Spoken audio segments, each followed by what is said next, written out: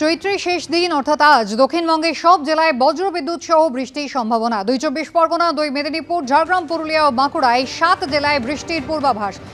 Introducing 7 Ocean, a lipstick that is absolutely you. 7 Ocean from the house of Kukumuni.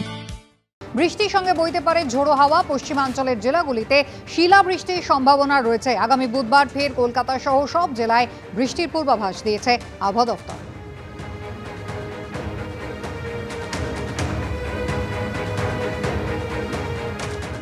পূর্ণিমার কটালের জেরে ভোর রাতে হঠাৎই ধস নামল সাগরে মুড়িগঙ্গা নদীর বাঁধে। প্রায় ১৫০ ফুট এলাকা জুড়ে ধস নেমেছে বলে জানা গিয়েছে।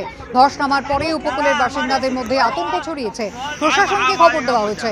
ঘটনাস্থলে প্রশাসনের আধিকারিকরা এসেছেন। এলাকাবাসীদের দাবি, এখনই নদী বাঁধ মেরামত করা না হলে পুরো গ্রাম নোনা জলে প্লাবিত হবে। জল বাড়লে আরো বড় অংশ জুড়ে ধসের সম্ভাবনা রয়েছে।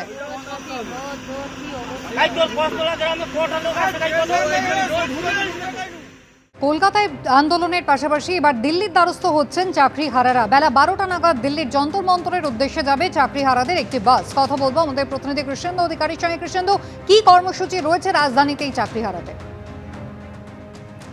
দেখো, গতকালই ধারাবাহিক কর্মসূচির কথা ঘোষণা করেছেন যারা চাকরিহারা শিক্ষক।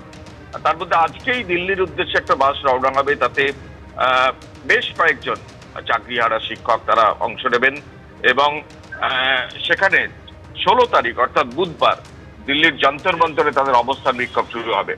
অর্থাৎ যে আন্দোলন তারা রাজ্যের মধ্যে ছড়িয়ে দিচ্ছেন, যে তারা যোগ্য হয়েও তারা চাকরিহারা হয়েছেন, তারা ৬ বছর চাকরি করেও তারা রাস্তায় বসে আছেন, তা সেই জায়গা থেকে সুবিচার পেতে এই আন্দোলন রাজ্যের পাশাপাশি ভিন রাজ্যে, বিশেষত দিল্লিতে ছড়িয়ে দেওয়ার জন্য তাদের তৎপরতা দেখা গেছে এবং তারই অঙ্গ হিসেবে আজকেই দিল্লির উদ্দেশ্যে সেই বাস রওনা হবে এবং বিভিন্ন রাজ্য দিয়ে যেতে যেতে তারা সেই প্রচারপত্র বা লিফলেট বিলি করবেন।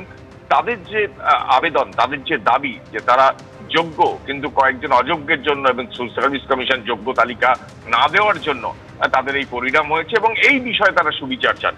এবং শুধুমাত্র আজকে বুধবার দিল্লিতে নয়, তার পাশাপাশি ধারাবাহিকভাবে এ রাজ্যে তাদের কর্মসূচি নেওয়া হয়েছে। আজকেও তারা বিভিন্ন আইনজীবী এবং প্রাক্তন বিচারপতিদের সঙ্গে নিয়ে কর্মসূচি করবেন এবং এর ভবিষ্যৎ কি, আশু সমাধান কিভাবে সম্ভব। তুমি জানো, শিক্ষামন্ত্রীর সঙ্গে তাদের বৈঠক হয়েছে। স্কুল সার্ভিস কমিশনের চেয়ারম্যান, মধ্যশিক্ষা পর্ষদের সভাপতি সেখানে ছিলেন, কিন্তু তাদের কোনো সদুত্তর তারা পাননি এবং তারা স্কুল যাওয়ার কথা মুখ্যমন্ত্রী বললেও তারা এখনো পর্যন্ত তারা স্কুল যেতে নারাজ। তাতে সুপ্রিম কোর্টের রায় অবমাননা হবে কিনা তা নিয়ে একটা দ্বন্দ্বে আছেন। প্রধান শিক্ষকরাও দ্বন্দ্বে আছেন যে তাদের বেতন দেওয়া যাবে কিনা এবং সেই সিদ্ধান্ত তারা নিতে পারবেন কিনা। অর্থাৎ সুপ্রিম কোর্টে ১৭ তারিখ এই যে তাদের রিভিউ পিটিশন মধ্যশিক্ষা পর্ষদের, সেটা শুনানি হওয়ার কথা। তার আগে তাদের সুবিচারের দাবিতে তাদের কথাবার্তা যাতে মানুষের কাছে পৌঁছে দেওয়া যায়, বিভিন্ন স্তরের মানুষের কাছে পৌঁছে দেওয়া যায়, তার জন্যই বিভিন্ন এ রাজ্যের পাশাপাশি এবার সেই আন্দোলনকে রাজধানীর দরবারে তারা নিয়ে যেতে চান এবং আজকেই তারা রওনা হচ্ছেন বাসে করে। ধন্যবাদ।